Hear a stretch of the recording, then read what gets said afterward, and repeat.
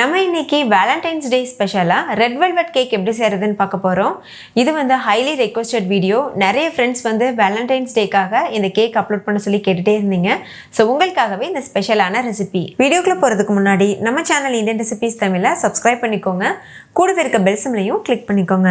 Hi friends, என் பேர் Abhi. Welcome to Indian recipes Tamil.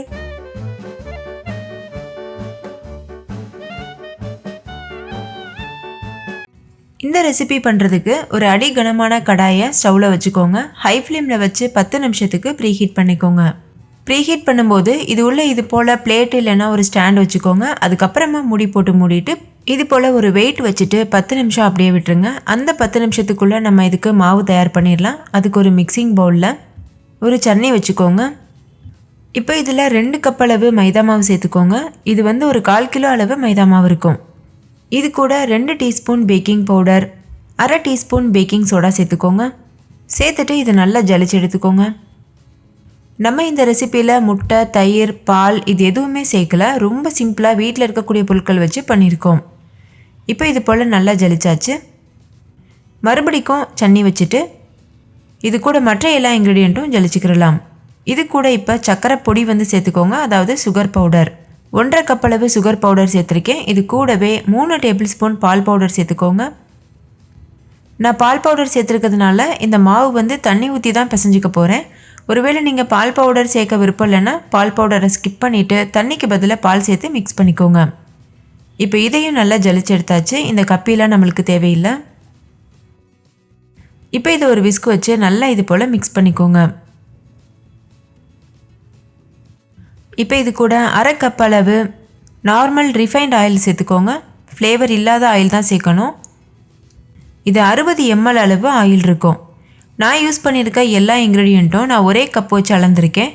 நான் யூஸ் பண்ண கப்போட அளவு 250 ml அளவு இருக்கும். நீங்கள் உங்கள் வீட்டில் இருக்கக்கூடிய ஏதாவது 250 ml அளவுடைய கப் எடுத்துக்கோங்க. அதில் எல்லா இன்க்ரீடியண்ட்டும் அளந்துக்கோங்க. இப்போ இதில் 1 டீஸ்பூன் வினிகர் சேர்த்துக்கோங்க. வினிகருக்கு பதிலாக நீங்கள் லெமன் ஜூஸ் சேர்க்கலாம். லெமன் ஜூஸ் சேர்க்குறதா இருந்தால் 2 டீஸ்பூன் அளவு சேர்த்துக்கோங்க.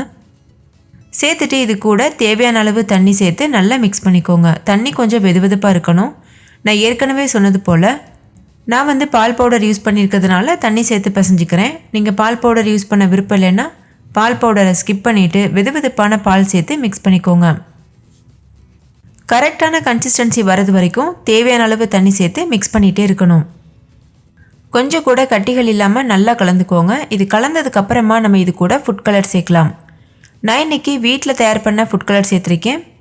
1/2 டீஸ்பூன் அளவுக்கு ஃபுட் கலர் சேர்த்துக்கோங்க. சேர்த்துட்டு கொஞ்சமாக தண்ணி சேர்த்து மிக்ஸ் பண்ணிக்கோங்க. ஏற்கனவே நம்ம சேனலில் வீட்டிலையே ஃபுட் கலர் எப்படி தயார் பண்ணுறதுன்னு வீடியோ அப்லோட் பண்ணியிருக்கேன். அதோட லிங்க் வந்து வீடியோக்கு கீழே இருக்க டிஸ்கிரிப்ஷனில் இருக்குது. வேணும்னா செக் பண்ணி பாருங்கள். அது முற்றிலும் நேச்சுரல், நம்ம உடம்புக்கு எந்த பாதிப்பும் ஏற்படுத்தாது.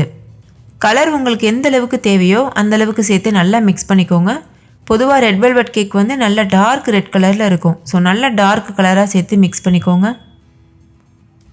இந்த மாதிரி பவுலை லேசாக வந்து டில்ட் பண்ணிவிட்டு இது போல் மிக்ஸ் பண்ணிங்கன்னா கை வலிக்காமல் ஈஸியாக நம்ம மிக்ஸ் பண்ண முடியும். இப்போ இது கூட ஒரு 1/4 டீஸ்பூன் அளவு வெனிலா எசன்ஸ் சேர்த்துட்டு நல்லா மிக்ஸ் பண்ணிக்கோங்க. வெனிலா எசன்ஸ் வந்து நல்ல ஒரு ஃப்ளேவர் கொடுக்கும். இப்போ பாருங்கள், தேவையான அளவு தண்ணி சேர்த்து நான் மாவை வந்து கரெக்டான பக்குவத்தில் ப்ரிப்பேர் பண்ணி வச்சுருக்கேன். கொஞ்சம் கூட கட்டிகள் இருக்கக்கூடாது. மாவு ரொம்ப தண்ணியாக இருக்கக்கூடாது, ரொம்ப கெட்டியாகவும் இருக்கக்கூடாது. நம்ம விஸ்கு வச்சு நல்லா மிக்ஸ் பண்ணதுக்கப்புறமா ஒரு ஸ்பேச்சுலா வச்சு இது போல் ஓரங்களை எடுத்து விட்டு நல்லா கலந்துக்கோங்க. மாவோட கன்சிஸ்டன்சி பாருங்கள், இந்த மாதிரி இருக்கணும்.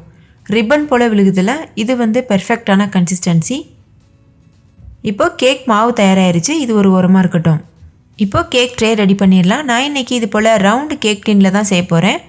நீங்கள் உங்களுக்கு விருப்பம் இருந்ததுன்னா இது போல் ஹார்ட் ஷேப்பில் இருக்கும்ல, அந்த கேக் ட்ரே கூட யூஸ் பண்ணலாம். ஒருவேளை உங்ககிட்ட கேக் ட்ரே இல்லைன்னா இது போல் நம்ம வீட்டில் பவுல் வச்சுருப்போம்ல, அலுமினியம் பாத்திரம், அது கூட யூஸ் பண்ணலாம். ஆனால் வந்து ஃப்ளாட்டாக இருக்கணும், அந்த மாதிரி பார்த்து யூஸ் பண்ணிக்கோங்க. ஓகே, இப்போ நம்ம இந்த கேக் ட்ரேயை ரெடி பண்ணிடலாம். இதுக்கு கொஞ்சமாக எண்ணெய் சேர்த்து நல்லா இது போல் ஸ்ப்ரெட் பண்ணிக்கோங்க. டின்னோட ஓரத்தில், தட்டில், எல்லா இடத்துலையும் படுறது அளவுக்கு இது போல் நல்லா அப்ளை பண்ணிக்கோங்க. நம்ம இன்றைக்கி பட்டர் ஷீட் எதுவும் யூஸ் பண்ண போகிறது இல்லை. பட்டர் ஷீட் இல்லாமல் எப்படி வந்து கேக் ஒட்டாமல் டிமோல்ட் பண்ணுறதுன்னு தான் பார்க்க போகிறோம். எண்ணெய் அப்ளை பண்ணதுக்கப்புறமா இது கூட கொஞ்சமாக மைதா மாவு சேர்த்துட்டு இது எல்லா இடத்துலையும் ஒட்டுறது அளவுக்கு நல்லா ஸ்ப்ரெட் பண்ணிக்கோங்க. பாருங்கள் இந்த மாதிரி. இது போல் எண்ணெய் அப்ளை பண்ணிவிட்டு மைதா மாவு சேர்க்குறதுனால இது ஒரு பட்டர் ஷீட் போல் வேலை பண்ணும். நம்மளுக்கு கேக் ஒட்டாமல் கிடைக்கும். டின்னோட எல்லா பகுதியிலையும் மைதா மாவு நல்லா ஸ்ப்ரெட்டாக இருக்கணும். இப்போ நம்மளோட கேக் ட்ரே வந்து சூப்பராக தயாராகிருச்சு. இப்போ நம்ம இதில் கேக் மாவு சேர்த்துடலாம். எல்லா மாவையும் நம்ம சேர்த்துடக்கூடாது. கொஞ்சம் மாவு மட்டும் மிச்சம் வைக்கணும். எதுக்காகனா நம்ம வந்து ஒரு சின்ன கேக்கும் பேக் பண்ண போகிறோம். அது வந்து நம்ம டெக்கரேஷனுக்காக யூஸ் பண்ணணும். ஸோ கொஞ்சம் மாவு வந்து விட்டு வைங்க. கேக் மாவு சேர்த்ததுக்கப்புறமா லேசாக இது போல் டேப் பண்ணிக்கோங்க. இப்போ இதை நம்ம பேக் பண்ணிடலாம். நம்ம இன்றைக்கி கடாயில் தான் பேக் பண்ண போகிறோம். கடாய் நல்லா ப்ரீஹீட் ஆகிருக்கு. இப்போ இதை உள்ளே வச்சுருங்க. கண்டிப்பாக கடாயை ப்ரீஹீட் பண்ணணும். அப்போ தான் கேக் நல்லா பொங்கி வரும். கடாயோட மூடி வந்து ரொம்ப முக்கியம். கொஞ்சம் கூட ஏர் வெளியில் போகக்கூடாது. நல்லா ஏர் டைட்டாக மூடிக்கோங்க. அதுக்கு மேலே ஒரு வெயிட்டும் வச்சுருங்க. அப்போ தான் கேக் நல்லா பொங்கி வரும். இப்போ ஸ்டவ்வை வந்து முழுமையாக லோ ஃப்ளேமில் வச்சுட்டு ஒரு 40 நிமிஷம் வரைக்கும் வெயிட் பண்ணுங்கள். இடையிடையில் நம்ம கேக் வெந்திருக்கான்னு செக் பண்ணி பார்க்கணும். சில டைம் சீக்கிரமாகவே வெந்துடும். இன்னொரு பக்கம் நம்ம டெக்கரேஷனுக்காக ஒரு சின்ன கேக் ட்ரேயில் இது போல் கொஞ்சமாக வந்து நான் மாவு சேர்த்து வச்சுருக்கேன். இப்போ இதையும் நம்ம பேக் பண்ணிடலாம். அதுக்கு ஒரு அடிகனமான கடாயை நான் ப்ரீஹீட் பண்ணியிருக்கேன். அது உள்ளே வந்து ஸ்டாண்ட் வச்சுருக்கேன். இப்போ நம்ம ரெடி பண்ணி வச்சுருக்க கேக் ட்ரேயை உள்ளே வச்சுட்டு மூடிட்டு கேக் பேக் ஆகிற வரைக்கும் வெயிட் பண்ணலாம். இது சின்ன கேக்குன்றதுனால 20லேருந்து 30 நிமிஷத்துலேயே இது நல்லா பேக் ஆயிரும். உங்களுக்கு கிளியராக தெரியணுன்றதுக்காக டிரான்ஸ்பரண்ட்டான மூடி வச்சு மூடியிருக்கேன். கேக் வந்து நம்ம கடாயில் பேக் பண்ணும்போது நல்லா பொங்கி வருமானு சில பேருக்கு டவுட் இருக்கும்ல. ஸோ இந்த கேக் பாருங்கள், இது நல்லா புஷ்ஷுன்னு பொங்கி வரும். ஸோ உங்களுக்கு அந்த டவுட் வந்து கிளியராக இருக்கும். நீங்களே பார்த்தீங்கல்ல எவ்வளோ சூப்பராக இந்த கேக் வந்து பொங்கி வந்துச்சு. இப்போ ஒரு 20 நிமிஷம் ஆயிருக்கு. இந்த கேக் வந்து நல்லா வெந்திருக்கு. ஒரு சின்ன டூத் பிக் வச்சு இது போல் குத்தி பார்த்தீங்கன்னா கொஞ்சம் கூட கேக் ஒட்டாமல் வரணும். அதாவது மாவு ஒட்டாமல் வரணும். அப்போ அந்த கேக் நல்லா வெந்திருக்குன்னு அர்த்தம். இன்னொரு பக்கம் நம்ம வச்சுருந்த பெரிய கேக்கும் ரெடி ஆகிருக்கு. இதையும் ஒரு சின்ன கத்தி வச்சுட்டு இது போல் குத்தி பாருங்கள். கொஞ்சம் கூட மாவு ஒட்டாமல் வந்துச்சுன்னா அது வந்து நல்லா வெந்திருக்குன்னு அர்த்தம். கத்தியில் கொஞ்சம் கூட மாவு ஒட்டலை. இப்போ இதை நம்ம வெளியில் எடுத்துடலாம். வெளியில் எடுத்ததுக்கப்புறமா கொஞ்சம் நேரம் ஆற வச்சுட்டு அதுக்கப்புறமா நம்ம இதை டிமோல்ட் பண்ணிடலாம். நல்ல ஓரங்களை இது போல் ஒரு கத்தி வச்சு ஸ்க்ராப் பண்ணிவிட்டு அதுக்கப்புறமா நம்ம இதை டிமோல்ட் பண்ணிடலாம். ஒரு பிளேட்டில் இது போல் கவிழ்த்திட்டு அதுக்கப்புறமா லேசாக டேப் பண்ணிக்கோங்க. அப்போ கேக் வந்து ஈஸியாக வெளியில் வந்துடும். இப்போ இந்த கேக்கில் மேலே வெடிச்சு வந்திருக்க பாகம் வந்து நம்மளுக்கு தேவையில்லை. அதை மட்டும் லேசாக கட் பண்ணி எடுத்துடலாம். அப்போ தான் நம்ம க்ரீம் அப்ளை பண்ணும்போது நல்லா ஈவனாக அப்ளை பண்ண முடியும். இப்போது கேக்கை வந்து 2ஆக கட் பண்ணி எடுத்தாச்சு. நம்ம 2 லேயர் தான் கேக் வைக்க போகிறோம். உங்களுக்கு விருப்பம் இருந்ததுன்னா நீங்கள் 3 லேயராக கூட கேக்கை கட் பண்ணிக்கலாம். இப்போ நம்ம கேக்கை டெக்கரேட் பண்ண ஆரம்பிச்சிடலாம். டெக்கரேட் பண்ணுறதுக்கு முன்னாடி ஒரு சின்ன பவுலில் 1/4 கப் அளவுக்கு பால் எடுத்துக்கோங்க. காய்ச்சி ஆற வச்ச பால். இது கூட 1 டேபிள் ஸ்பூன் அளவுக்கு சுகர் பவுடர் வந்து சேர்த்துக்கோங்க. நீங்கள் பாலுக்கு பதிலாக தண்ணி கூட எடுத்துக்கலாம். இப்போ இதை நல்லா மிக்ஸ் பண்ணி வச்சுக்கோங்க. இதை வந்து ஃபஸ்ட்டு நம்ம கேக்கில் அப்ளை பண்ணணும். அதுக்கப்புறமா தான் க்ரீம் அப்ளை பண்ணணும். இதை அப்ளை பண்ணுறதுனால கேக் நல்ல சாஃப்டாக நல்ல மாய்ச்சராக இருக்கும். ரொம்பவே டேஸ்டியாகவும் இருக்கும். இப்போ நான் வந்து ஃபஸ்ட் லேயர் கேக் வச்சுருக்கேன். அதில் இந்த பாலை வந்து நம்ம நல்லா அப்ளை பண்ணிக்கலாம்.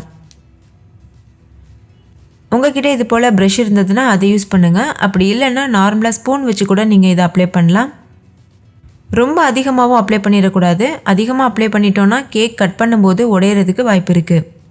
இப்போ இதில் க்ரீம் அப்ளை பண்ணி டெக்கரேட் பண்ணலாம். நம்ம சேனலில் ஏற்கனவே வீட்டில் இருக்க நெய் வச்சு எப்படி க்ரீம் செய்கிறதுன்னு ஒரு வீடியோ அப்லோட் பண்ணியிருக்கேன்ல. அந்த வீடியோ பார்த்து நீங்கள் வந்து க்ரீம் செஞ்சுக்கோங்க. அந்த வீடியோவோட லிங்க் வந்து வீடியோக்கு கீழே இருக்க டிஸ்கிரிப்ஷன் பாக்ஸில் இருக்குது. ஒருவேளை உங்களுக்கு நெய் வச்சு க்ரீம் வேணாம், பட்டர் வச்சு வேணும்னா அந்த க்ரீமும் நான் வந்து அப்லோட் பண்ணியிருக்கேன். அதோட லிங்க்கும் டிஸ்கிரிப்ஷனில் இருக்குது. அதே மாதிரி நம்ம நார்மலாக விப்பிங் க்ரீம், கடைகள்லாம் விப்பிங் க்ரீம் அப்ளை பண்ணுவாங்கள்ல, அந்த மாதிரி விப்பிங் க்ரீம் உங்களுக்கு வேணும்னா ஏற்கனவே நம்ம சேனலில் பிளாக் ஃபாரஸ்ட் கேக் அப்லோட் பண்ணியிருக்கேன். அதில் விப்பிங் க்ரீம் எப்படி செய்கிறதுன்னு சொல்லி கொடுத்துருக்கேன். அந்த வீடியோவோட லிங்க்கும் டிஸ்கிரிப்ஷனில் இருக்குது. ஸோ இந்த 3 க்ரீமில் உங்களுக்கு எது கன்வீனியண்ட்டாக இருக்கோ அதுபடி நீங்கள் வந்து செஞ்சுக்கோங்க. இப்போ நம்ம ஒரு திக் லேயராக இதில் நல்லா அப்ளை பண்ணியாச்சு. க்ரீம் வந்து நல்லா நிறையா வைங்க. அப்போ தான் வந்து கேக் கட் பண்ணி சாப்பிடும்போது நல்லா சுவையாக இருக்கும். இப்போ இதில் 2வது லேயர் கேக்கை வச்சிடலாம். இப்போ இதுலேயும் பால் வந்து நல்லா அப்ளை பண்ணிக்கோங்க. அதாவது பாலும் சர்க்கரையும் சேர்த்து மிக்ஸ் பண்ணியிருக்கோம்ல, அந்த கலவையை இதில் நல்லா அப்ளை பண்ணிடுங்க. பால் அப்ளை பண்ணதுக்கப்புறமா இப்போ வந்து க்ரீம் வச்சு கேக்கை முழுமையாக கவர் பண்ணிடுங்க. மேல் பகுதியில், அதுக்கப்புறமா சைடில் எல்லா இடத்துலையுமே க்ரீம் வச்சு நல்லா அப்ளை பண்ணிக்கோங்க.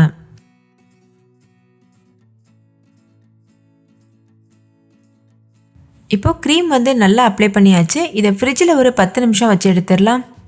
இப்போ ஒரு மிக்ஸி ஜார் எடுத்துக்கோங்க. நம்ம ஏற்கனவே சின்ன கேக் ஒன்று ப்ரிப்பேர் பண்ணியிருந்தோம்ல, அதை வந்து இது போல் சின்ன சின்ன பீசஸாக உடச்சி சேர்த்துக்கோங்க. கேக்கோட ஓரங்களை சேர்க்கக்கூடாது, அந்த நடு பகுதியை மட்டும் சேர்த்து குறகுறப்பாக இது போல் அரைச்சி எடுத்துக்கோங்க. இப்போ இது ஒரு ஓரமாக இருக்கட்டும். அடுத்து ஹார்ட் ஷேப்பில் நம்ம வந்து கேக்கை கட் பண்ணி எடுக்கணும். அதுக்கு இது போல் ஹார்ட் ஷேப் உங்களுக்கு மோல்டு இருந்ததுன்னா எடுத்துக்கோங்க. அப்படி இல்லைன்னா ஒரு சின்ன பேப்பர் துண்டு வச்சு கூட நம்ம ஹார்ட் ஷேப் வந்து பண்ண முடியும். அதுவும் நான் உங்களுக்கு பண்ணி காமிக்கிறேன். ஒரு சின்ன அட்டையை இது போல் ஹார்ட் ஷேப்க்கு கட் பண்ணி எடுத்துக்கோங்க. இப்போ ஃபஸ்ட்டு வந்து நம்ம இந்த மோல்டு வச்சு எப்படி கட் பண்ணுறதுன்னு பார்க்கலாம். இந்த மோல்டோட ஷார்ப்பான எட்ஜ் பகுதியை இது போல் வச்சுட்டு நல்லா வந்து அழுத்தி ப்ரெஸ் பண்ணிக்கோங்க. பாருங்கள், இந்த மாதிரி இது போல் அழுத்தி ப்ரெஸ் பண்ணும்போது நம்மளுக்கு வந்து சூப்பரான ஒரு ஹார்ட் ஷேப் கிடைக்கும்.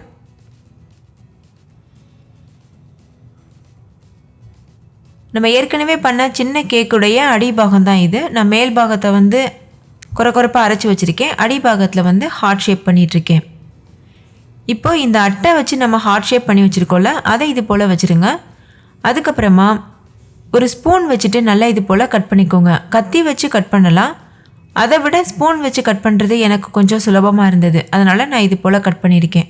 அதாவது ஸ்பூனோடைய பின் பகுதியை திருப்பிட்டு இது போல் கட் பண்ணிக்கோங்க. ரொம்ப ஈஸியாகவே கட் பண்ண முடியும். பாருங்கள், அந்த மாதிரி நம்ம மோல்டு வச்சு கட் பண்ண ஹார்ட் ஷேப்பை விடவே இது ரொம்ப க்யூட்டாக வரும். நீங்களே பாருங்கள். இப்போ பாருங்கள், நம்ம ஹார்ட் ஷேப்புக்கு கட் பண்ணியாச்சு. இப்போ இதை வெளியில் எடுத்துடலாம். நீங்களே பாருங்கள், இது எவ்வளோ க்யூட்டாக இருக்குது. பெரிய ஹார்ட்டை விட இந்த சின்ன ஹார்ட் வந்து ரொம்பவே க்யூட்டாக இருக்குது. இதே போல் நீங்கள் வெவ்வேறு சைஸில் ஹார்ட் ஷேப்பில் கட் பண்ணி வச்சிட்டிங்கன்னா டெக்கரேஷன் பண்ணுறதுக்கு ரொம்ப ஈஸியாக இருக்கும். இப்போது 10 நிமிஷம் ஆகிடுச்சு. நம்மளோட கேக்கில் க்ரீம் நல்லாவே செட் ஆகிருக்கு பாருங்கள். இப்போ இதை நம்ம டெக்கரேட் பண்ண ஆரம்பிச்சிடலாம்.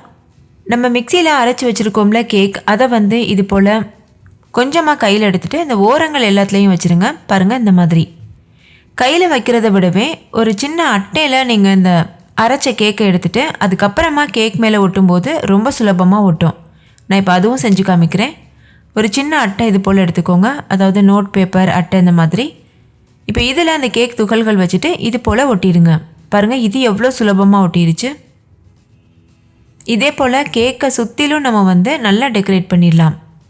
பார்க்குறதுக்கு பூ போல் நல்லா ரெட் கலரில் ரொம்பவே சூப்பராக இருக்கும். இப்போ பாருங்கள், கேக்கை சுற்றி இந்த கேக் துகள்கள் வச்சு நம்ம டெக்கரேட் பண்ணியாச்சு. இதுக்கப்புறமா மேலே ஒரு சின்ன பவுல் வச்சு இது போல் கவிழ்த்திக்கோங்க. இது எதுக்காகனா நடுவில் நம்ம ஹார்ட் வைக்க போகிறோம். ஸோ அந்த இடம் வந்து கொஞ்சம் கூட டேமேஜ் ஆகிடக்கூடாது. அதுக்காக தான் நான் இந்த மாதிரி பண்ணியிருக்கேன்.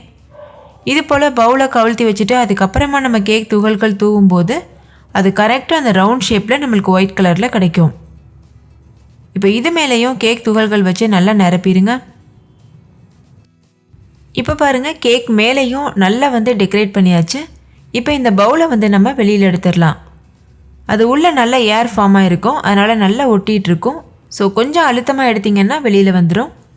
இப்போ நம்ம செஞ்ச க்ரீமை கொஞ்சமாக பைப்பிங் பேக்கில் எடுத்துகிட்டு ஸ்டார் நாசல் போட்டு வச்சுருக்கேன். இப்போ இது போல் டெக்கரேட் பண்ணிக்கலாம். இந்த டெக்கரேஷன் எல்லாமே உங்களுடைய விருப்பத்திற்கேற்ப நீங்கள் எந்த மாதிரி வேணாலும் பண்ணலாம். பார்க்குறதுக்கு ரொம்பவே அழகாக இருக்கும். நான் வந்து இதை சுற்றி கரெக்டாக வந்து ஒரு ரவுண்ட் மாதிரி பண்ணிக்கிறேன். இப்போ இது மேலே டெக்கரேஷனுக்காக கொஞ்சமாக கோல்டன் பால்ஸ் வச்சுக்கிறேன். நீங்கள் இதெல்லாமே வைக்கணும்னு அவசியம் இல்லை. சிம்பிளாகவே கேக்கை வந்து சாதாரணமாக டெக்கரேட் பண்ணி கூட சர்வ் பண்ணலாம். இது வந்து முற்றிலும் ஆப்ஷனல். இப்போ இது நடுவில் கொஞ்சமாக ஒயிட் கலர் இடம் இருக்குல்ல, அதில் கொஞ்சமாக விப்பிங் க்ரீம் இது போல் வச்சுக்கோங்க. இது எதுக்காகனா நம்ம ஏற்கனவே செஞ்ச ஹார்ட்டை வந்து இதில் ப்ளேஸ் பண்ண போகிறோம். பெரிய ஹார்ட் இது போல் வச்சுட்டு சின்ன ஹார்ட்டை இது மேலே இது போல் வச்சுருங்க. பார்க்குறதுக்கே ரொம்ப க்யூட்டாக இருக்குல்ல. இப்போ மீதம் இருந்த கேக்கில் நான் சின்ன சின்ன ரொம்ப குட்டி ஹார்ட்ஸ் வந்து செஞ்சு வச்சுருக்கேன். அதை வச்சு நம்ம இப்போ அலங்காரம் பண்ணிடலாம்.